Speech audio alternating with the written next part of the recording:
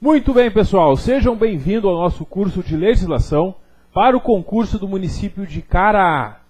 Neste curso, nós vamos estudar a legislação municipal, começando pela lei orgânica aqui do município de Caraá, que é a lei que organiza, como o nome já diz, organiza o funcionamento do município. O funcionamento do poder executivo, que é a prefeitura de Caraá, e do poder legislativo, que é a Câmara Municipal de Caraá. Vamos conversar sobre esses dois órgãos, sobre as principais regras que devem ser seguidas pelos órgãos públicos aqui no município de Caraá. Assim como a gente tem lá para organizar a administração federal, a Constituição Federal, e para organizar do Estado a Constituição Estadual, os municípios não possuem uma Constituição, eles possuem a sua lei orgânica. Todo município, então, tem a sua lei orgânica que vai tratar dessas regras gerais de organização e administração do município. Aqui em Caraá, começa a lei orgânica com um preâmbulo. Muito raro aparecer em prova, eu nunca vi questões de lei orgânica que cobrem o preâmbulo, mas eu deixei ele no material, claro, para que vocês possam conhecer o preâmbulo, que é uma simples informação de quando foi elaborada a lei.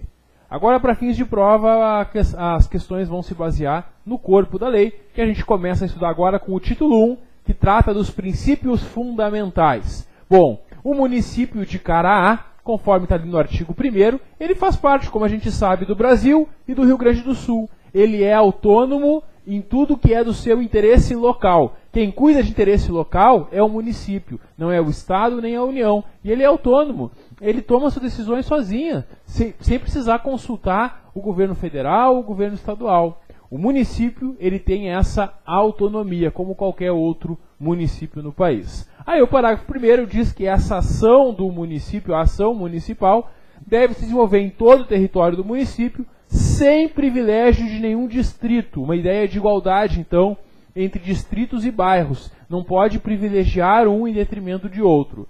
Tendo como objetivo o desenvolvimento social e econômico com a construção de uma comunidade livre, justa e solidária, que é fundamentada na liberdade, cidadania, dignidade da pessoa humana, valores sociais do trabalho, livre iniciativa, pluralismo político, todos esses que são fundamentos que estão previstos também na Constituição Federal, de forma a reduzir desigualdades, provendo o bem-estar de todos sem nenhuma forma de preconceito ou discriminação. Essa que é a ideia desse parágrafo 1º aqui, que copia uma série de dispositivos do início da Constituição Federal.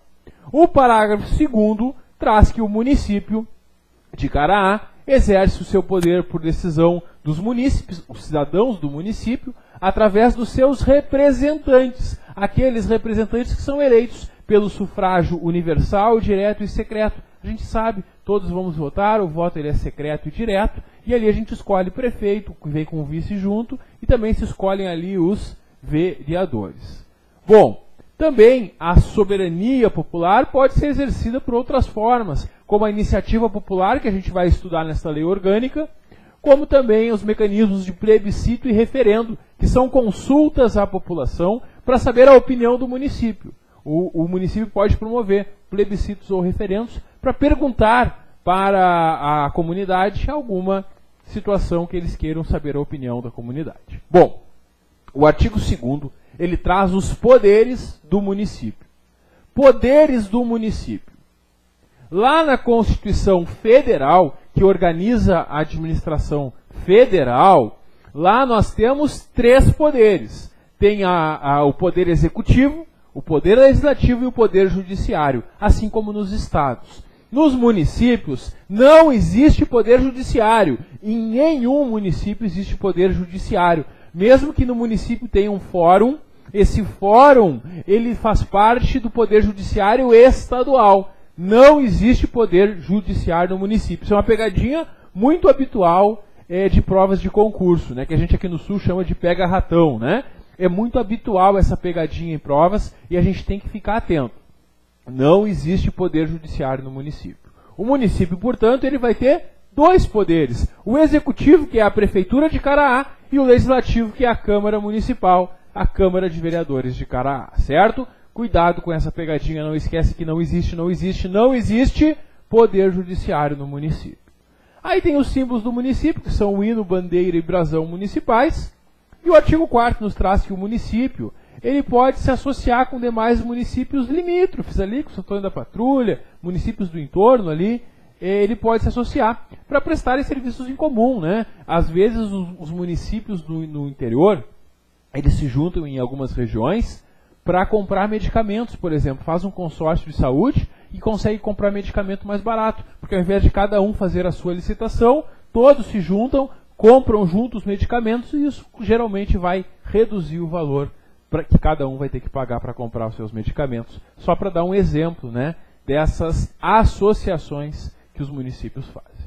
Bom, aí a gente passa para o título 2 agora da Lei Orgânica e nós vamos conversar sobre a organização político-administrativa.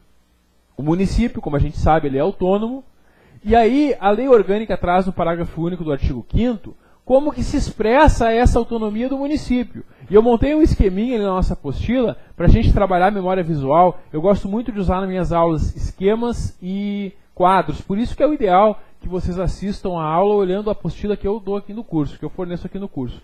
Porque essas apostilas que vocês compram nessas bancas, elas não são tão esquematizadas. Elas geralmente só copiam o texto da lei e imprimem. E nas minhas apostilas aqui vocês têm alguns esquemas, alguns quadros, que primeiro, facilitam para entender o conteúdo. E segundo, ajudam na revisão. Porque tu sabe que se eu fiz um esquema, se eu coloquei num quadro, é porque é alguma coisa importante. É uma coisa que tem muita chance de cair na prova, já servindo e já ajudando para a tua revisão. Certo? Bom, aí nós temos como expressão da autonomia do município 4 fatores. E as questões de concurso costumam ter 5 alternativas. O que a banca faz na prova? Ela copia esses 4 e inventa um 5º. E ela te pergunta qual que não é a expressão da autonomia do município.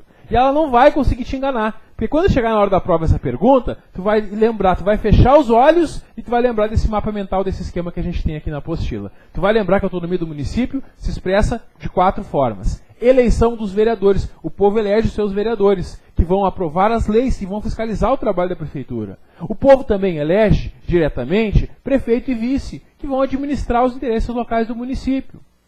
No município existe a administração própria, o que se refere aos interesses locais, que é desempenhada, é claro, pela prefeitura de Caraá. E nós temos ainda, como expressão da autonomia do município, ele vai decretar e arrecadar os seus tributos. Existem impostos municipais, taxas e contribuições, todos eles são instituídos e arrecadados pela Prefeitura de Caraá. Claro que com observância das regras desta lei orgânica da Constituição, que exigem que, para tanto, tenha uma lei. E aí o prefeito vai mandar um projeto de lei que a Câmara de Vereadores vai ter que aprovar para que sejam instituídos ou aumentados tributos, como a gente vai ver estudando esta lei. Bom, o artigo 6º traz que o município tem sua sede na cidade de Caraá, que dá o nome para o município. O município, ele compõe-se de distritos que vão estar identificados em lei específica aqui, né? A gente não precisa saber quais são eles. A criação, organização e supressão de distritos depende de lei municipal. O município pode criar novos distritos, suprimir os que já existem, juntar 2 distritos, dividir 1 e 2, tudo pode acontecer por lei municipal. A banca pode tentar te enganar dizendo que é por lei estadual ou lei federal, e aí está errado. É uma lei do próprio município, que é uma expressão da autonomia do município. É uma lei que vai ser aprovada pelos próprios vereadores de Caraá.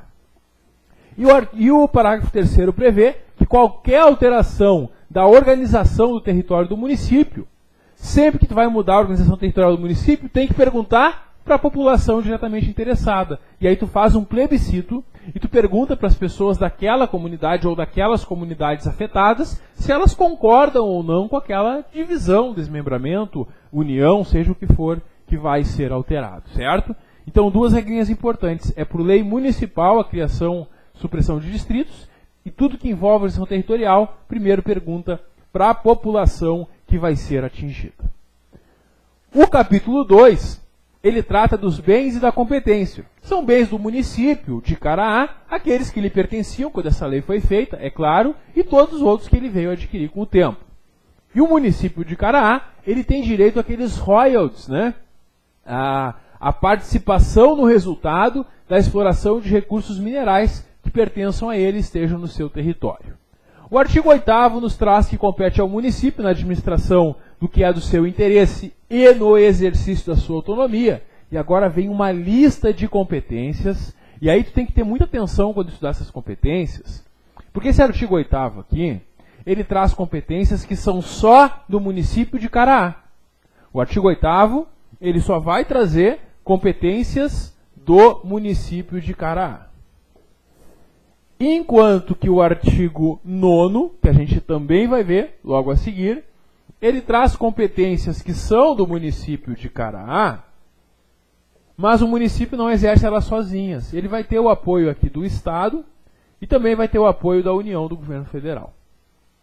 E como é que isso cai em prova? A banca faz uma questão e diz o seguinte: é competência do município em comum com a União e com o Estado. Aí ele coloca 4 assertivas lá do artigo 8º e coloca uma aqui do artigo 9º e te pergunta qual que é comum, porque nenhuma das do artigo 8º são comuns, só são comuns as que estão no artigo 9º. Então tu tem que visualizar e compreender quais são essas matérias, primeiro que cabem só ao município, depois aquelas que o município vai exercer também com parcerias aí estaduais e federais.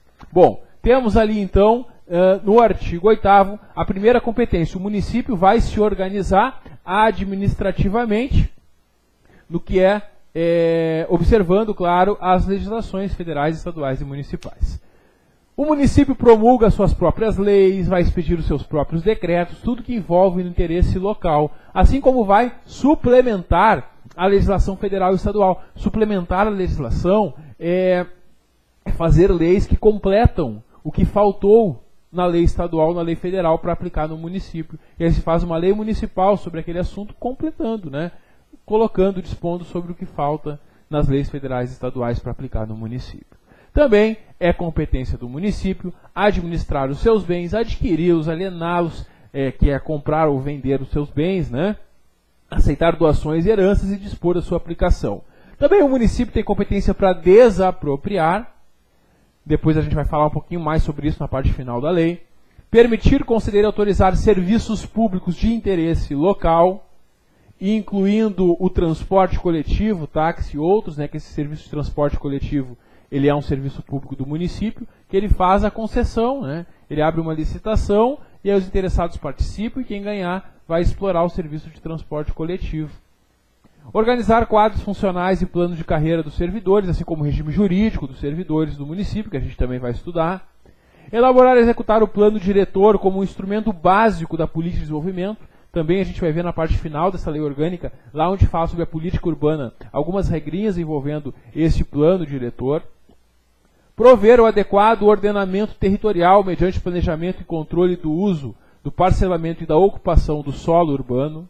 Exigir do proprietário do solo urbano não modificado, um solo então que não tem nada construído, ou que está subutilizado, ou que não está sendo utilizado, que promova o seu adequado aproveitamento. Isso é buscar a função social da propriedade. Se ele não fizer isso, é possível que ao longo do tempo se faça o IPTU progressivo, quer dizer, o imposto vai ficando cada vez mais alto, conforme o terreno não esteja sendo utilizado, e até mesmo, no final das contas, a desapropriação pode acontecer.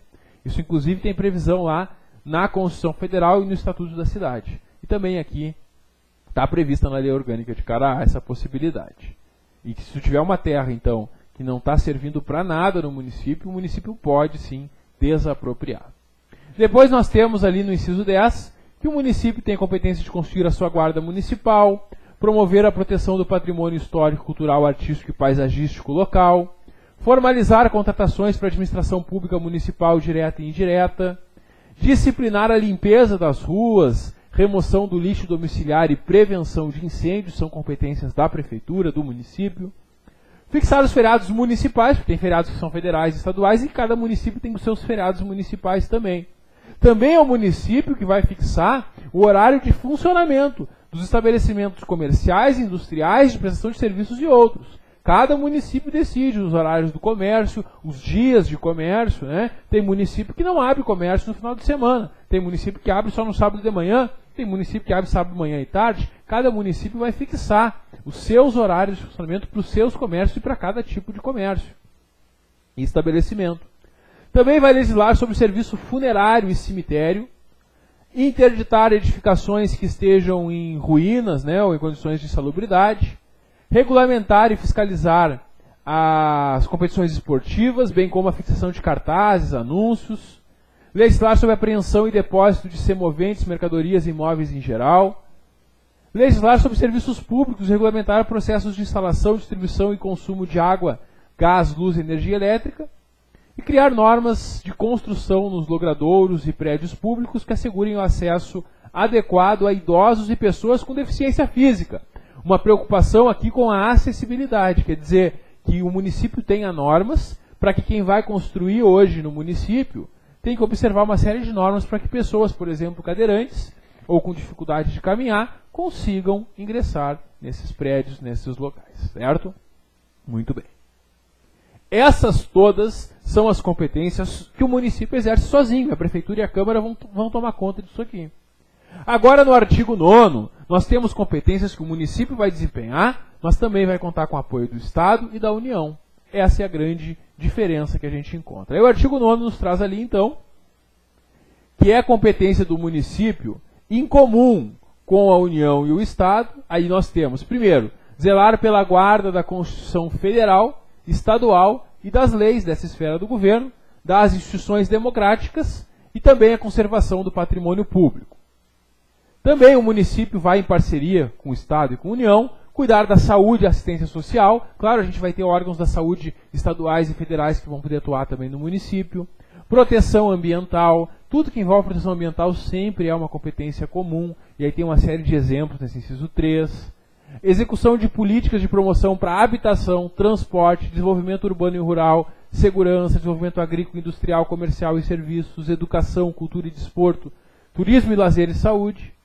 Também manter cooperação com a União e o Estado, programas de educação pré-escolar e ensino fundamental, proporcionar meios de acesso à cultura, educação, ciência e tecnologia, política de apoio e estímulo ao cooperativismo, associação de micros e pequenas empresas, e também sistema de programas de prevenção e socorro em caso de calamidade pública. Todas essas situações aqui, elas são tratadas então pelo município ou pelo Estado ou pela União. São as competências comuns e a banca pode fazer então aquela pergunta misturando competências do artigo 8º com as competências do artigo 9º. Muito bem, seguimos agora para o Poder Legislativo. E o Poder Legislativo no município de Caraá tem 9 vereadores. Essa informação é muito importante e ela vai nos ajudar a entender muitas coisas na sequência. Então não esquece, são 9 vereadores aqui no município de Caraá, conforme está aí na lei orgânica. Isso aqui cai muito em prova. Questãozinha fácil. A banca pergunta, quantos vereadores tem no município? Tem que lembrar que são 9 vereadores. E a gente vai ver que isso aqui é muito bom, porque a gente tem algumas situações que a gente vai precisar de maioria de 2/3 de vereadores para aprovar. E é fácil saber, né, que 2/3 de 9 serão 6 vereadores, né? Então esse número 9 ele é muito bom para a gente verificar o quórum de 2/3, como a gente vai estudar. Porque as decisões da Câmara, algumas vão ser por maioria simples, algumas por maioria absoluta, e algumas por maioria de 2/3. A gente vai ver o que é cada uma delas, já usando o 9 como exemplo, já que são 9 vereadores, conforme o artigo 10 da lei orgânica. O artigo 11 nos traz que no primeiro ano de cada legislatura, e eu preciso que vocês entendam uma coisa, legislatura é um mandato de 4 anos. Vocês votam e elegem prefeito e vereador para um mandato de 4 anos. E aí em cada ano a gente tem uma sessão legislativa. Então nós temos em cada mandato 4 sessões legislativas. Em cada legislatura, que é a duração de 4 anos, a gente vai ter 4 sessões, cada uma com 1 ano. Isso vai ser muito importante para a gente entender algumas coisinhas que eu vou explicar aqui sobre o funcionamento da Câmara. Então partimos dessa informação, tá? Aí no primeiro ano de cada legislatura, lá no primeiro ano do mandato dos novos vereadores, prefeito e vice, a Câmara se reúne no dia 1º de janeiro. Para que ela se reúne no dia 1º de janeiro, pessoal? Para dar posse. Dar posse para aqueles que foram eleitos no mês de outubro do ano anterior. Aí eles vão tomar posse, então, em 1º de janeiro, o prefeito já vai começar a trabalhar com o apoio do seu vice, e os vereadores também, no dia 1º de janeiro, já vão se reunir e vão eleger a sua mesa diretora, a comissão representativa, e já vão entrar em recesso.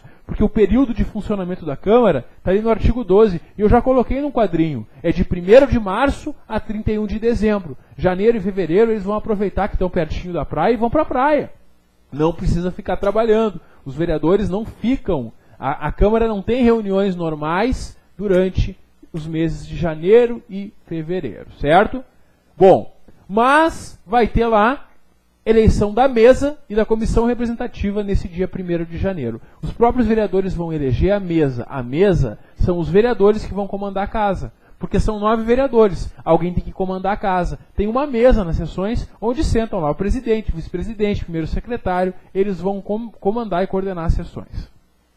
E eles são eleitos pelos próprios vereadores no dia 1º de janeiro, assim como a comissão representativa. A comissão representativa, como o nome já diz, é uma comissão que representa a Câmara. Mas representa a Câmara quando? Quando ela está em recesso. Nos meses de janeiro e fevereiro, a comissão representativa vai estar à disposição. E se alguém precisar da Câmara de Caraá, mesmo que seja o período de recesso, nos meses de janeiro e fevereiro, vai se dirigir a essa comissão representativa que vai estar lá para atender o que for necessário, certo? Então essa é a ideia. Bom, aí o parágrafo 1º prevê que quem for presidente da mesa também vai presidir a Câmara, por óbvio. O parágrafo 2º, ele traz a duração do mandato da mesa. Vejam, para cada ano a gente vai ter uma mesa. Então, todo ano tem eleição da mesa. No primeiro ano, dia 1º de janeiro, eles escolhem a mesa para o primeiro ano. E depois, nos anos subsequentes, vai tendo outra mesa, porque o mandato da mesa ele é sempre de 1 ano. Aí nós temos no artigo 12 o período de funcionamento, que eu já comentei com vocês, isso cai muito em prova também. E aí é só lembrar, pessoal, que janeiro e fevereiro eles estão de recesso. No resto estão trabalhando 1º de março a 31 de dezembro. Claro que quando essas datas caírem em sábado, domingo ou feriado, fica transferido para o primeiro dia útil seguinte. Se 1º de março é sábado, domingo ou feriado, eles não vão começar a trabalhar 1º de março. Eles vão esperar o primeiro dia útil, né? Que aí vai ser provavelmente a segunda-feira seguinte. Bom, aí nós temos no artigo 13 a convocação extraordinária da Câmara. O que é essa convocação extraordinária da Câmara? É quando a Câmara é chamada para se reunir fora dos dias normais de funcionamento dela. Porque a Câmara não funciona todo dia. Não vai ter reunião dos vereadores todos os dias. Nesse período de funcionamento, de março a dezembro, vai ter ali uma reunião por semana e olhe lá. E aí, às vezes, tem situações que não podem esperar a próxima sessão. Ou a próxima sessão já está com uma pauta enorme e não vai dar conta. Aí eles convocam uma sessão extraordinária. Convocam os vereadores para se reunir em um outro dia, além daqueles que eles já se reúnem. E aí a questão que pode cair na prova é, quem é que pode fazer essa convocação extraordinária? A resposta está no artigo 13. A convocação extraordinária pode ser feita pelo presidente da Câmara, ou por 1/3 dos vereadores, ou pela comissão representativa, aquela comissão que funciona durante o recesso, ou pelo prefeito. Olha o detalhe, um vereador sozinho não pode convocar. Precisa de 1/3. E a gente sabe que se são 9 vereadores, eu preciso que pelo menos 3 vereadores queiram extraordinária para que ela possa ser convocada. Quando partir deles, né? Porque o próprio presidente da Câmara pode pedir, ou a comissão representativa, ou o prefeito, né? São alternativas, é um ou outro, conforme o artigo 13. Bom, aí o parágrafo 1º desse artigo 13, ele prevê que nessas reuniões extraordinárias, a Câmara só pode deliberar na matéria da convocação. Convocaram uma extraordinária para tratar da saúde. Eles vão falar sobre saúde, não vão falar sobre educação, cultura e esporte. Não. Se é reunião de saúde, vão falar sobre saúde. Não pode aproveitar a extraordinária para outros assuntos que não aqueles da convocação dela. E essa convocação, ela tem que ser pessoal. Cada um dos 9 vereadores tem que ser pessoalmente convocado para comparecer nessa sessão, né, reunião extraordinária. Com uma antecedência de, no mínimo, e isso pode cair em prova, 48 horas. Isso cai muito em prova, não esquece desse detalhe. Bom, aí o artigo 14, ele é muito importante, porque ele explica como é que a Câmara delibera. Porque para que serve uma Câmara de Vereadores? Para deliberar, tomar decisões. Eles vão se reunir, eles vão votar e a maioria vai vencer. Mas como é que é a maioria? Depende. Depende do que está sendo votado. Nós temos 3 tipos de maioria aqui na lei. A gente tem a maioria simples, que é essa primeira que eu vou explicar para vocês. Nós temos a maioria absoluta. E nós temos também a maioria qualificada de 2/3. Essas são, então, as três maiorias que a gente vai estudar aqui. Bom, e aí, como é que eu diferencio elas? Vamos lá. A maioria simples, ela é a maioria dos presentes. E aí, o que me interessa para eu saber qual é a maioria simples? Saber quantos vereadores estão presentes na sessão. Porque se estiverem todos os 9 vereadores presentes na sessão, eu vou precisar de 5 votos para aprovar por maioria simples. Agora, se tiverem só 7 vereadores presentes na sessão, aí com 4 votos eu já aprovo. Essa que é a ideia da maioria simples. A maioria absoluta é mais da metade dos 9 vereadores. A maioria absoluta ela sempre vai ser 5, enquanto forem 9 vereadores. E a maioria qualificada de 2/3, ela vai ser 6, né? 2/3 de 9 é 6. Essa primeira pode ser 5, se todos estiverem presentes. Agora, se alguns faltarem, ela já pode ser 4. Essa aqui é a ideia da maioria simples, é a maioria dos que estiverem presentes na votação. E para que possa deliberar, para que algo possa ser votado, é necessário que a maioria dos vereadores estejam presentes.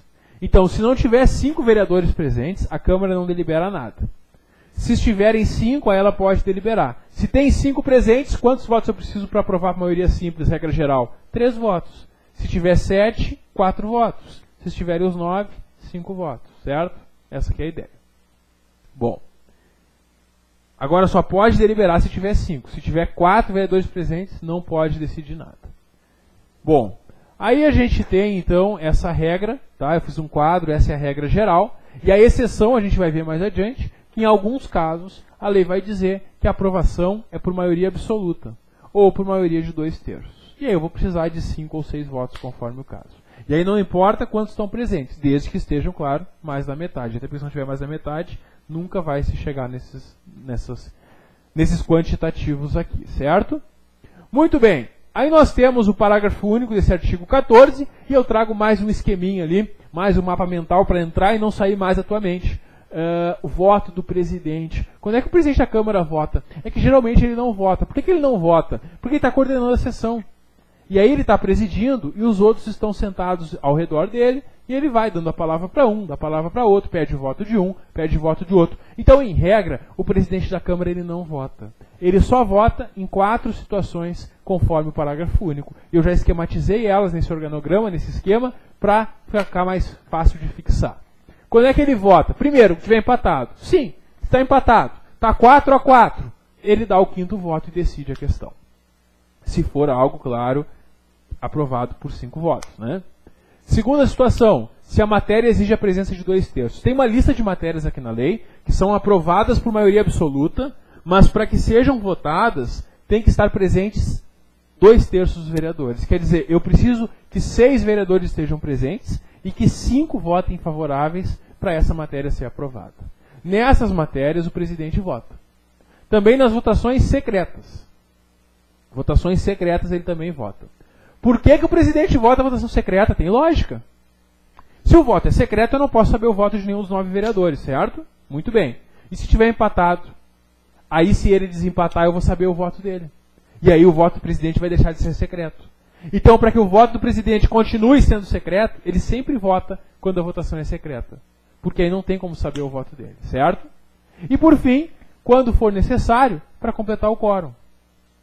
Quando for necessário para completar o quórum, porque a gente tem a necessidade da presença mínima, né, dos presentes para que algo seja votado, e se eu precisar completar com o presidente, ele vai ser um deles e ele vai votar também nesse caso. Fora esses casos, ele não vota, ele só preside as sessões e coordena, e se a maioria decidiu, ele nem precisa se envolver. Bom, o artigo 15 traz que as reuniões da Câmara são públicas e o voto ele é aberto, salvo quando a lei diga que é secreto ou regimento interno. Mas, via de regra, o voto é aberto.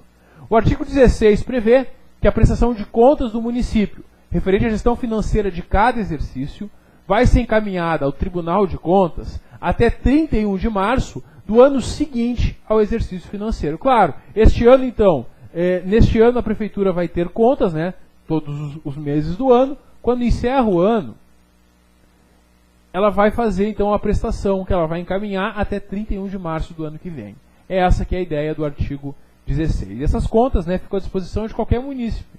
pelo prazo de 60 dias, qualquer pessoa pode ir lá e ver as contas. Afinal de contas, o que o prefeito faz? Ele administra o interesse das pessoas da cidade. Então as pessoas da cidade têm direito de ir lá e ver a prestação de contas. Qualquer um pode ir lá. O artigo 17 prevê também que anualmente, dentro de 60 dias do início da sessão legislativa. Quando é que começa a sessão legislativa, pessoal? 1º de março. Porque janeiro e fevereiro ela está de recesso. Então 1º de março começa e ali dentro de 60 dias a Câmara vai receber o prefeito. Porque o prefeito não participa das sessões da Câmara.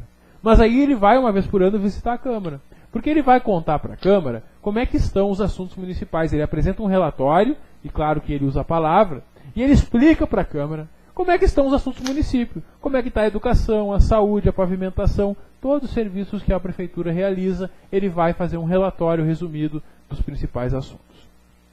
Bom, claro que o prefeito, sempre que ele quiser, ele também pode pedir para ir à Câmara e a Câmara vai receber ele numa sessão especial também.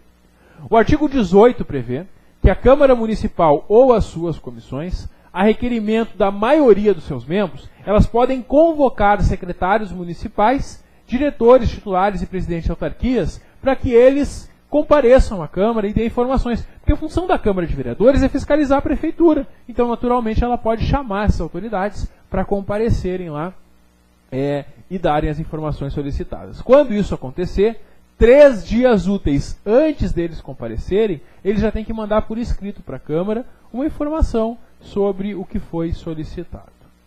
Bom, o artigo 19 fala sobre a figura da CPI, a Comissão Parlamentar de Inquérito. O que é uma CPI? É uma comissão formada por vereadores. Os vereadores vão se reunir para investigar algum fato determinado. Tem uma denúncia de uma irregularidade, e aí eles se juntam, formam uma comissão e vão investigar. Para criar uma comissão na Câmara, uma CPI, é necessário o requerimento de, no mínimo, 1/3 dos vereadores. Se são 9 vereadores, eu preciso de 3 vereadores para criar uma CPI, certo? Muito bem, pessoal, concluímos aqui, então, nossa primeira aula sobre a Lei Orgânica do município de Caraá. Próximo vídeo eu volto para a gente continuar falando ainda sobre a Câmara Municipal. A partir do artigo 20, vamos conversar sobre as atribuições da Câmara. Dá um clique que eu já volto. Até logo.